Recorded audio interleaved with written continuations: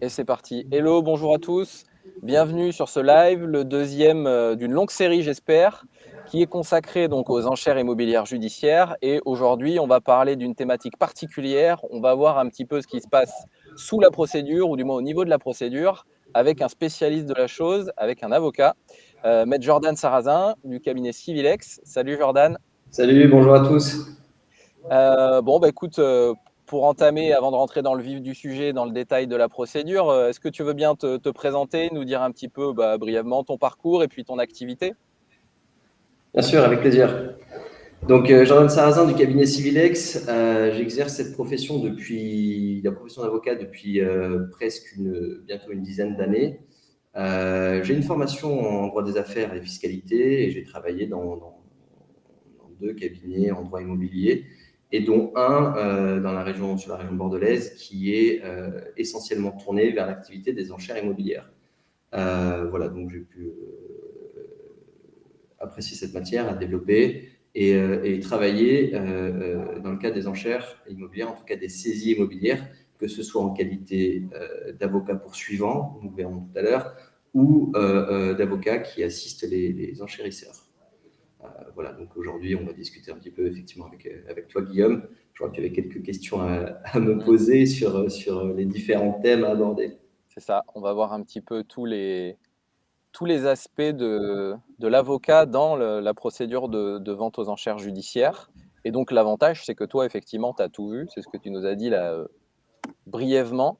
D'abord gros cabinet côté avocat poursuivant, on va dire, et aujourd'hui tu accompagnes les investisseurs, les marchands de biens qui Tout à fait. souhaitent enchérir et acheter leurs biens. Porter des Euh, enchères. ouais. J'aimerais qu'on commence, si tu veux bien, par le rôle de l'avocat poursuivant, donc ce que tu as vu au début. L'avocat poursuivant, donc pour celles et ceux qui nous regardent, c'est l'avocat qui va gérer la procédure, qui va poursuivre la procédure, et donc qui va avoir l'œil dessus et gérer toutes les étapes. Est-ce que tu peux nous en dire un petit peu plus là-dessus? Alors, en quelques phrases, Bien c'est sûr. quoi la typologie de cabinet qui fait ça? Et puis, quels sont leurs clients, etc. Alors effectivement, assez brièvement, parce que je ne vais pas rentrer dans les arcanes de la procédure de saisie immobilière, mais l'avocat poursuivant, comme son nom l'indique, c'est l'avocat qui poursuit la vente. Donc, le client de cet avocat-là a un titre exécutoire contre un débiteur. Ça arrive souvent par les établissements bancaires, ça arrive également par les impôts, et ça arrive aussi régulièrement et de plus en plus régulièrement par les syndics de copropriété. Voilà, donc ces créanciers-là vont voir un avocat poursuivant qui engage la procédure de saisie immobilière, à commencer par un commandement de payer dans ces immobilières que tu connais parfaitement en qualité d'huissier. Ouais, j'en ai délivré quelques-uns. Voilà. Après, nous avons donc une assignation en justice tout à fait classique. Et là, la procédure démarre. L'avocat poursuivant donc a fait son assignation en justice et le débiteur a la possibilité à ce stade-là de solliciter la vente amiable. C'est-à-dire qu'il peut se présenter au tribunal et dire, écoutez, j'ai un montant de créance qui est déterminé par l'avocat poursuivant et je souhaite vendre à l'amiable mon bien. Donc je présente un mandat qui correspond à la valeur marchande et en tout cas qui pourrait permettre de couvrir la créance du créancier poursuivant. Ouais. Voire même déjà, j'ai trouvé quelqu'un susceptible de me l'acheter. Ça Exactement. arrive aussi. Exactement. Simplement, le tribunal voudra des garanties. Donc, Mm. soit un mandat, soit un compromis, soit une offre acceptée. Il voudra des garanties pour accorder cette vente amiable. Deux solutions donc. La vente amiable est actée et elle est actée par le juge de l'exécution in fine. Soit la vente amiable n'aboutit pas. Le débiteur a émis des contestations sur le titre et sur la créance du créancier, de la banque ou du syndic. Et un jugement est rendu, et là, le juge de l'exécution, s'il estime que la créance est recevable, la fixe dans son montant et fixe une date pour la vente aux enchères. C'est Voilà. entre Donc, 2 et 4 mois après, c'est ça? exactement, entre 2 et 4 Ouais. mois après. Donc, on a donc la vente amiable qui aboutit, elle n'aboutit pas. Si elle n'aboutit pas, on part sur la vente aux enchères entre 2 et 4 mois. Alors, ce délai de 2 et 4 mois, pour l'expliquer un petit peu, c'est pour permettre au créancier poursuivant, à l'avocat du créancier poursuivant, de faire toutes les formalités de publicité et d'organiser les visites par l'intermédiaire d'un huissier de justice, là encore. Voilà, donc il y a ce délai qui est fixé. Et nous arrivons donc à ce moment-là où l'avocat poursuivant qui a organisé les visites, qui a fait les formalités de publicité, nous arrivons le jour de l'audience, et lui, il vient requérir la vente aux enchères, c'est-à-dire qu'il présente au tribunal le bien rapidement avec le montant de la mise à prix et le montant des frais de procédure. Donc, vous l'imaginez très certainement, plus le débiteur aura contesté en amont la créance et aura fait durer la procédure, plus les frais de procédure annoncés lors de l'audience d'adjudication seront élevés. Voilà, on est sur une moyenne entre 4 et 6 7 000 euros de frais de procédure. Voilà, qui seront pris en charge par l'enchérisseur. On verra peut-être ça dans un second point. Voilà pour le rôle de l'avocat poursuivant, donc, qui vient prendre le bien et le mettre en vente. Peut-être un petit point qui peut être intéressant, c'est sur la détermination de la mise à prix. C'est très intéressant, ouais, super. Voilà, sur comment la mise à prix est fixée. Alors, ça dépend du créancier.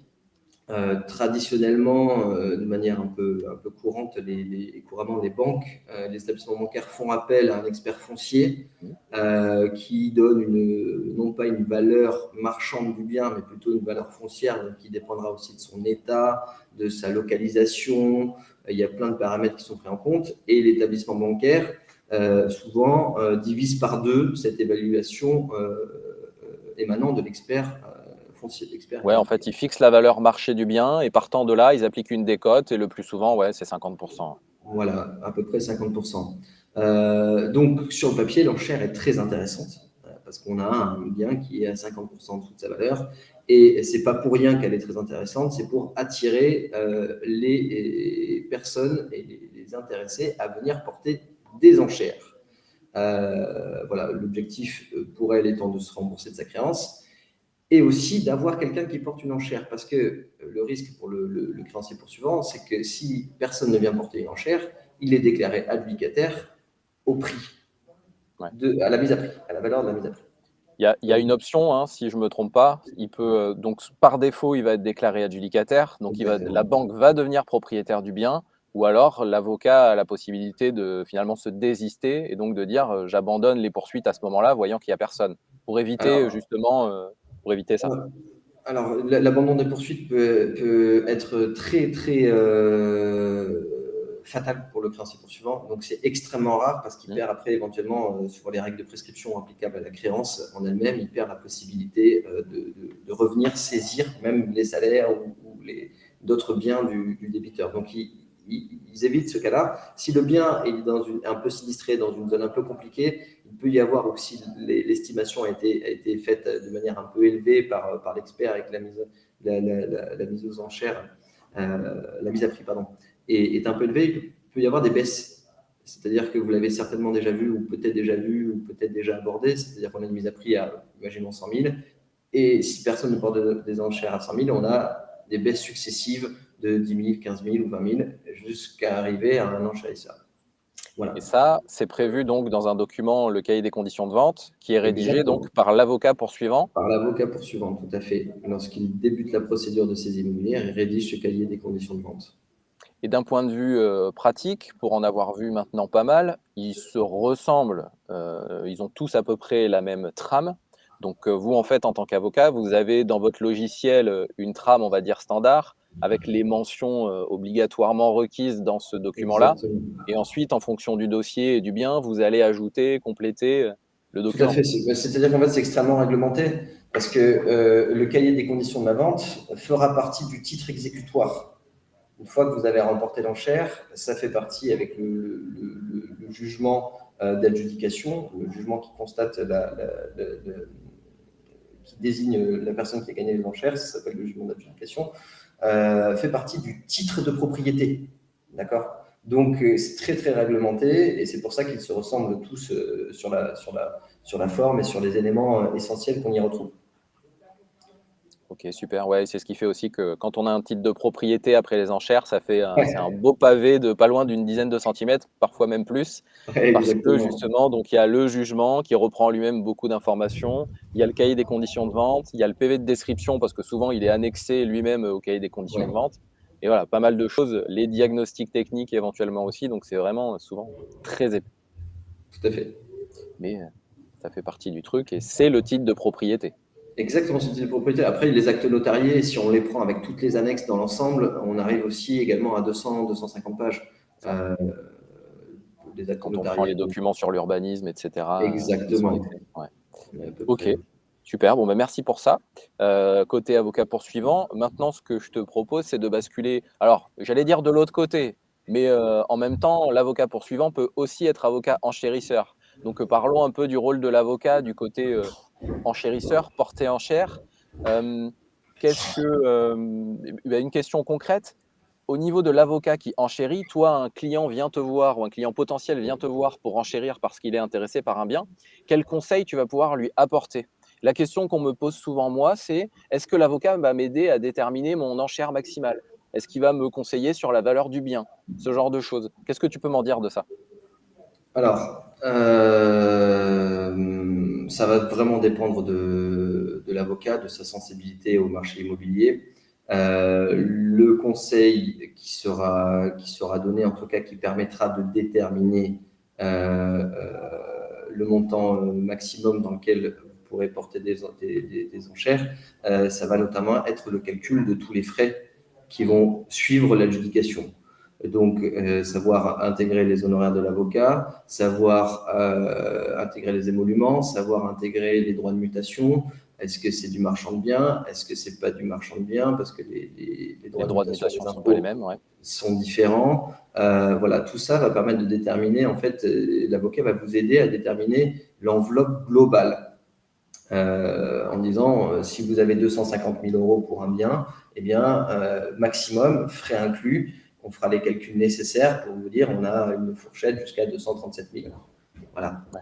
je donne un exemple brut, mais c'est comme ça, on pourra déterminer ça comme ça. Après, le deuxième point qu'il y avait dans ta question, c'était de savoir est-ce que l'avocat peut assister ses clients à déterminer la bonne valeur marchande. Ça va vraiment dépendre de la sensibilité de l'avocat que vous avez en face. Très rapidement, si de toute manière vous le verrez assez vite, si vous allez pour un bien et que vous avez une enchère qui est très basse, il est fort probable soit qu'ils ne prennent pas votre mandat, ou qui vous le disent clairement, soit qui Parce que c'est trop déconseillent d'y bas? aller Parce que parce que ça a c'est pas de trop bas. sens? Ouais. Voilà. C'est-à-dire qu'un immeuble situé dans un centre-ville comme à Bordeaux, un appartement de T3 et avec une après 50 000 et quelqu'un qui vient nous voir pour une offre à 75 000, quand même, il y aurait beaucoup de travaux à faire. On sait très bien et pertinemment que ça ne partira pas à ce prix-là. Et donc Voilà. ton devoir de conseil fait que, au lieu de signer le mandat, alors même que tu sais que tu pourrais prendre peut-être un peu d'honoraires, mais que tu gagnerais pas les enchères derrière, Ça, c'est tu dis à plutôt ton une client, obligation voilà, morale. voilà. Ça, c'est plutôt moral parce que en soi, il peut se passer, ça peut arriver. D'accord? C'est-à-dire que c'est pas impossible. Et c'est tombé le jour où il n'y a personne, ou voilà, les personnes qui devaient venir, ou la personne qui avait un mandat plus élevé que le vôtre a un souci, finalement, on ne peut pas se déplacer, ou c'est l'avocat qui a un souci, il n'a plus d'avocat pour porter des enchères. Donc, il y a une part d'aléa quand même dans les enchères, il faut être présent à l'audience, au début, et porter l'enchère. Si une fois que la minute 30, on verra après comment se passe peut-être l'audience des enchères, est écoulée, eh bien vous êtes déclaré adjudicataire, avec le délai de surenchère aussi. Mais bon, il y a quand même une part d'aléa. Moi, je n'irai pas pour une simple et bonne raison, c'est que pour ma part, pour mon cabinet, on ne facture pas le déplacement à Mmh. l'audience pour les enchères. Voilà. Qu'est-ce que tu peux nous en dire un peu plus de ça? Alors, il y a la réalité, bordelaise que tu connais très bien. Il y a d'autres réalités à côté. Je sais que moi, il y a des endroits ou des avocats où pour enchérir, tu dois payer. Tu vas mandater l'avocat pour enchérir et quel que soit le résultat des enchères, eh bah, tu vas payer 200-300 €, parfois un petit peu plus, par exemple à Paris, pour pouvoir enchérir quel que soit le résultat. C'est pas Oui, toujours le cas. Est-ce que tu peux nous en dire un peu plus là-dessus, s'il te plaît? en fait, c'est de manière un peu plus large, les honoraires de l'avocat sont déterminés librement entre l'avocat et son client. Voilà, c'est le postulat. Après,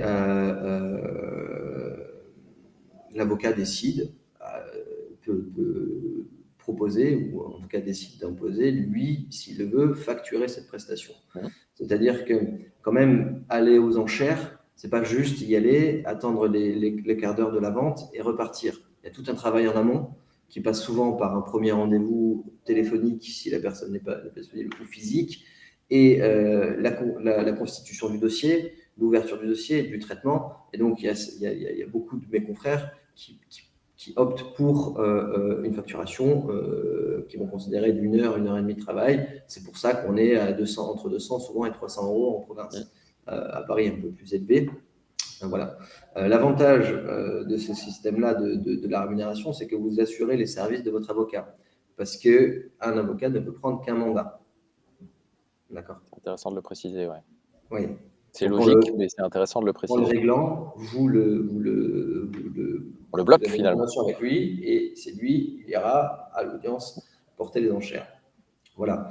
Alors, c'est une manière de travailler. La mienne est peut-être un peu plus différente. Je préfère ne pas prendre de mandat et bloquer mon après-midi et aller perdre, vous bloquer du temps, un rendez-vous et qu'on perd tous notre temps alors que l'enchère n'est pas sûre.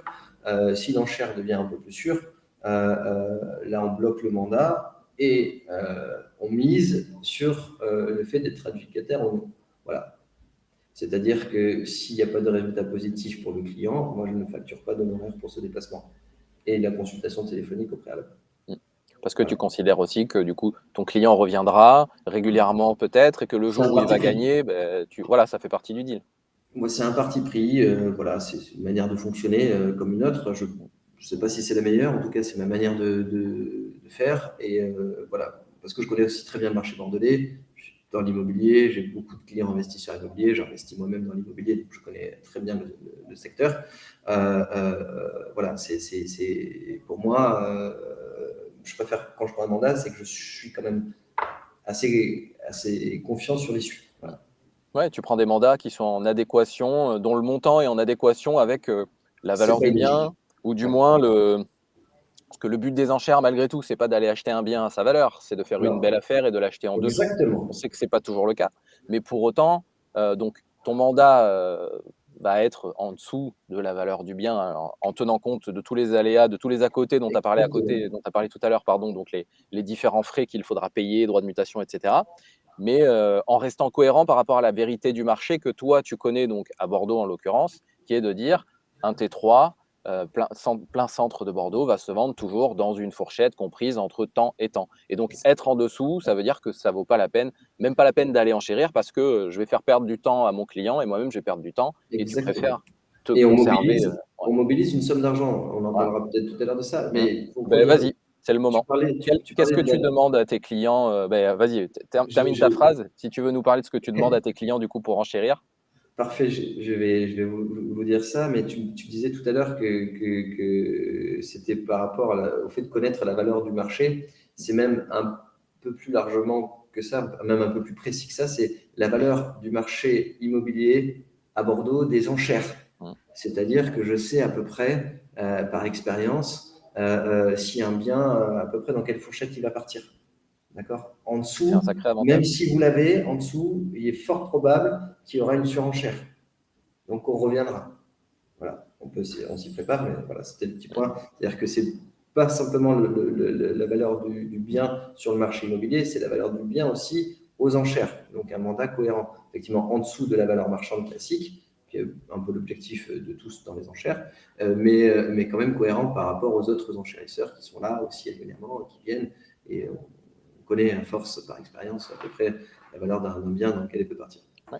Alors, pour répondre à ta question, Guillaume, des éléments qui sont sollicités, il va y avoir des éléments, ça va dépendre de la personne déjà, qui a personne physique ou personne morale, c'est-à-dire achat en nom propre ou en société. Une société, on va demander le cabis, les statuts, éventuellement, si ce n'est pas prévu dans l'objet social, un PV d'AG extraordinaire pour la possibilité d'acheter aux enchères. Pour une personne physique, on va demander la pièce d'identité, justificatif de domicile, on verra après pour la déclaration de publication, ça peut être intéressant de l'avoir. Et on va demander le régime matrimonial, s'il y a mariage ou pas, qui intervient.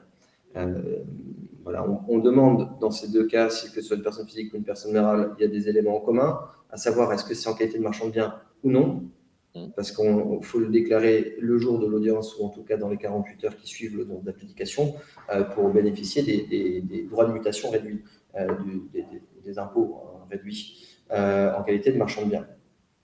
Et on demande aussi un chèque de banque de la valeur de 10% de la mise à prix ou d'au moins 3 000 euros.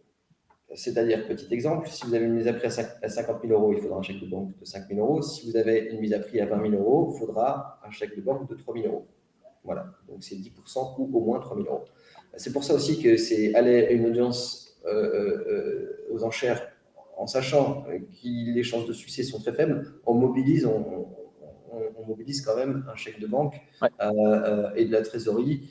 Ça implique de contacter son banquier, de faire les démarches, de le récupérer après l'audience, de retourner le déposer. Alors, on peut faire par virement. Alors, c'était ma question, ouais, super. Ouais, il y a la possibilité de le faire par virement sur le compte de la CARPA, mais c'est quand même une transaction, c'est-à-dire que c'est une somme d'argent voilà, qui va rester bloquée quelques jours. Parce que l'avantage du virement, c'est qu'on ne se déplace pas à la banque. L'inconvénient, c'est que c'est le greffe qui va rembourser.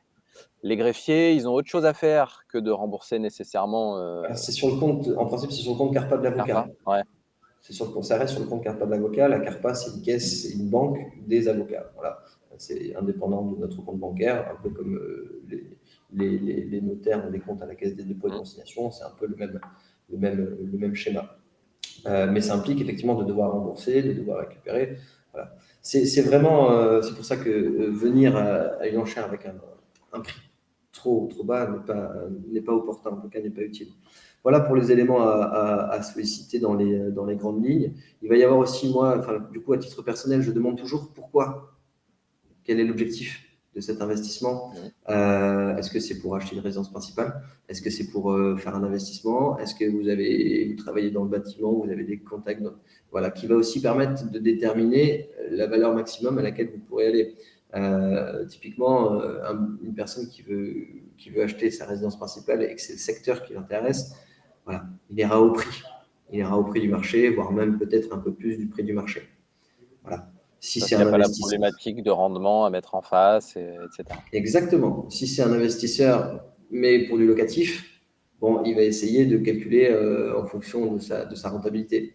Si c'est un investisseur marchand de biens, lui, il va déjà bénéficier de droits réduits.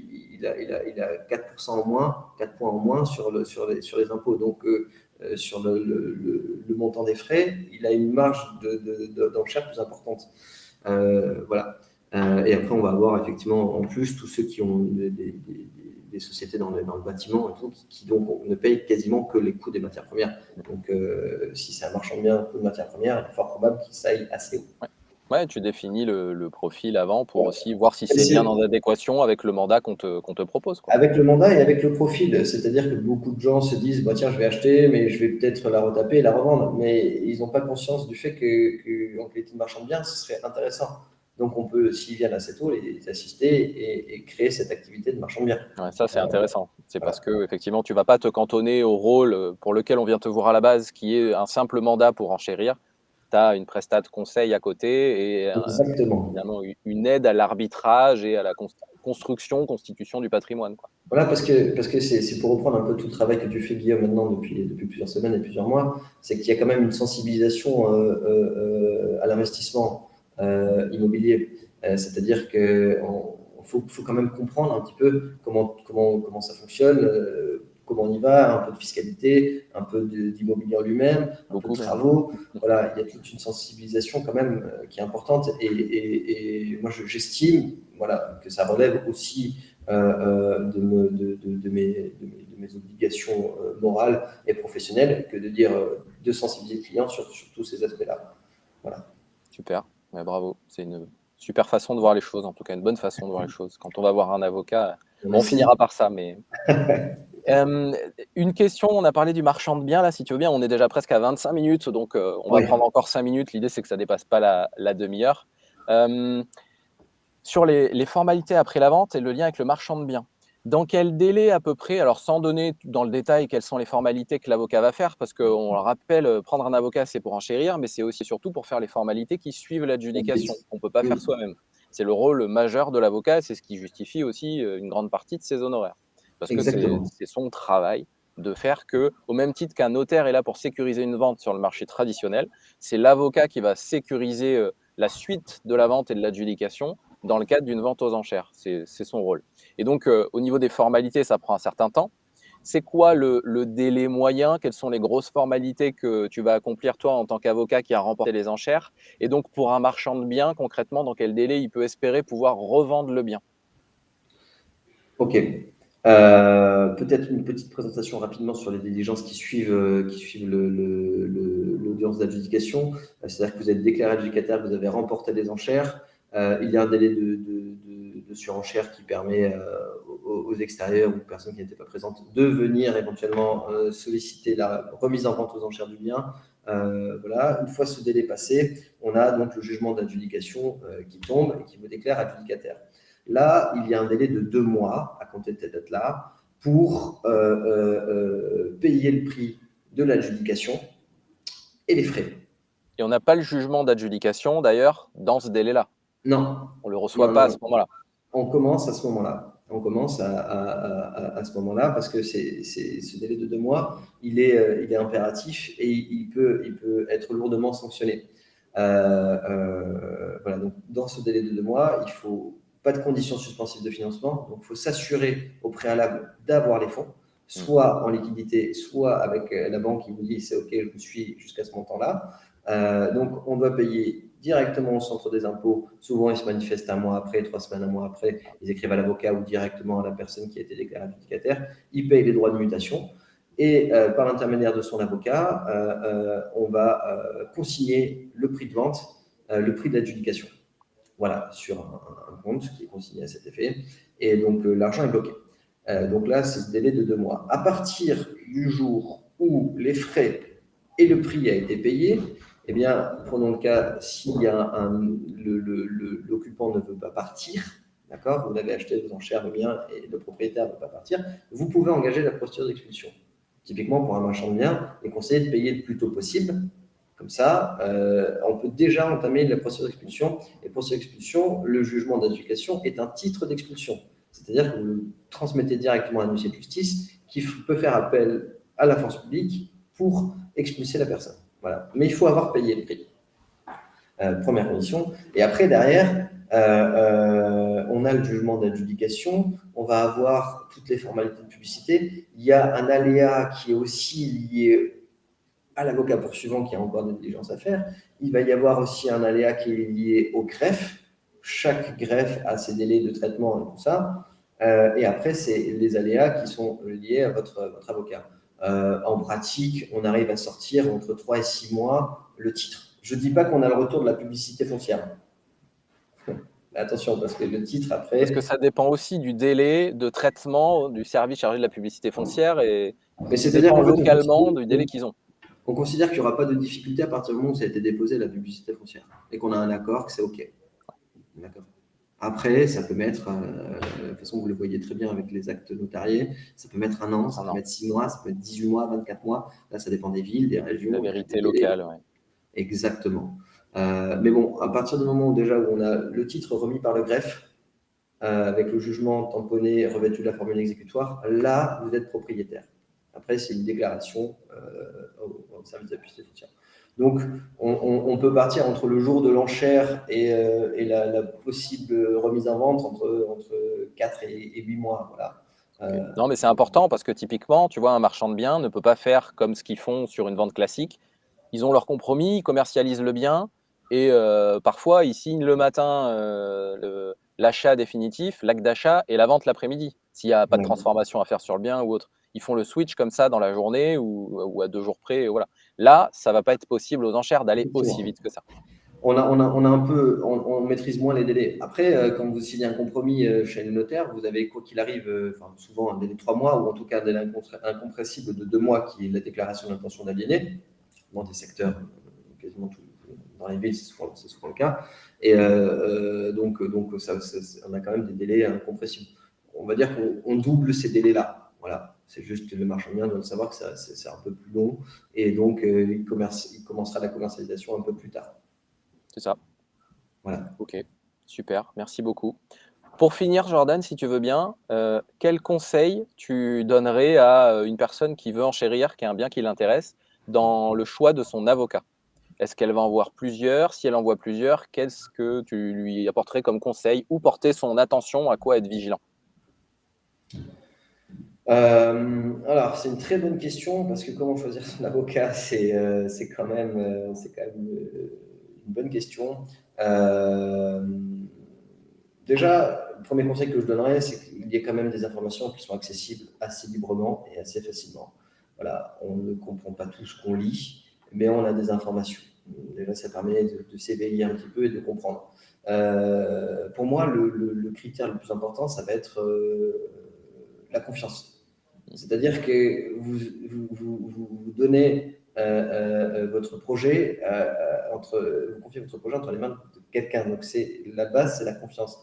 Cette confiance-là, comment vous la déterminez? C'est propre à chacun, mais il y a quand même des éléments qui peuvent être objectifs, avec la possibilité des réponses claires à vos questions.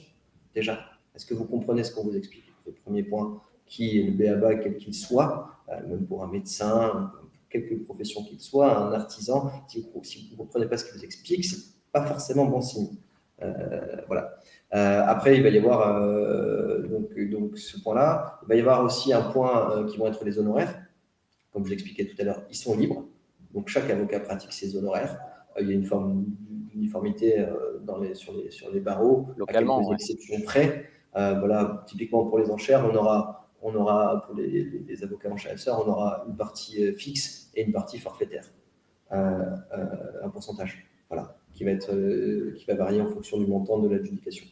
Donc ce point-là à discuter, mais je crois vraiment que dans le cadre d'un projet, si c'est l'économie de 1500 ou 2000 euros sur les honoraires, privilégiez la confiance que vous avez et la relation que vous pouvez avoir avec cette personne-là. C'est vraiment le plus important. Et puis vous avez des moyens de savoir, en posant des questions, si la personne qui est en face de vous sait. Typiquement, vous lui demandez ce qu'il faut faire après. C'est souvent le nerf de la guerre, parce que porter des enchères, c'est accessible à tout le monde. On se présente à l'audience et on donne un montant. Ce qui suit les formalités sont un peu moins accessibles. Voilà. Et donc là, quand on sent qu'il y a un peu de flottement dans les suites, pas forcément bon signe. Yes, formidable, merci beaucoup. Donc pour synthétiser, l'humain. L'humain avant Exactement. tout. Ok, Toujours. bon, c'est bien, on est aligné. C'est ce que je partage aussi dans mon livre. Écoute, pour finir, Jordan, si tu veux bien, où est-ce qu'on peut te retrouver? Quelqu'un qui voit le live ou qui va le voir en replay? Ou est-ce que s'il veut te contacter sur les réseaux, par exemple, ou tu as Sur un les site? réseaux, parfaitement, j'ai un petit compte Instagram qui contient quelques publications qui peuvent être intéressantes, qui s'appelle civilex.avocat au pluriel. Et après, typiquement, vous tapez Civilex avocat Bordeaux ou Jordan Sarrazin avocat Bordeaux, vous trouverez le cabinet Civilex avec l'adresse mail et le numéro de téléphone associé. Voilà pour Super, le contact. formidable. Je Petite mettrai les précision liens. aussi, Ouais. parce que je ne sais pas où est-ce que les personnes qui vont suivre ce live, où elles seront en France. L'avocat enchérisseur ne peut porter des enchères que dans la juridiction de son barreau. Donc moi, étant à Bordeaux, je suis essentiellement et uniquement à porter des enchères sur le barreau de Bordeaux. Petite précision aussi, c'est-à-dire que si j'ai un client à Limoges qui vient me voir pour un bien à Limoges, je ne pourrais pas le prendre directement, mais je pourrais quand même le conseiller et envisager avec un de mes confrères sur place qu'il aille porter des enchères. Voilà, C'est petite important de le précision. préciser. Oui. Formidable. Merci beaucoup pour toutes ces précisions, Jordan. Je mettrai les liens, donc la vidéo sera mise sur YouTube, donc dessous en description, vers ton site, vers tes réseaux. Un grand merci, franchement, pour toutes ces informations, c'était top. Pour celles et ceux qui veulent en savoir plus, vous pouvez me suivre sur les différents réseaux. Et puis, vous avez mon livre sur les enchères Excellent. immobilières. Merci beaucoup. voilà, qui revient en détail sur la procédure et sur les différentes façons d'aller faire de bonnes affaires et chercher de la rentabilité ou de la plus-value aux enchères immobilières. Je vous dis à la semaine prochaine pour un nouveau live. À très vite et merci encore Jordan. Au revoir.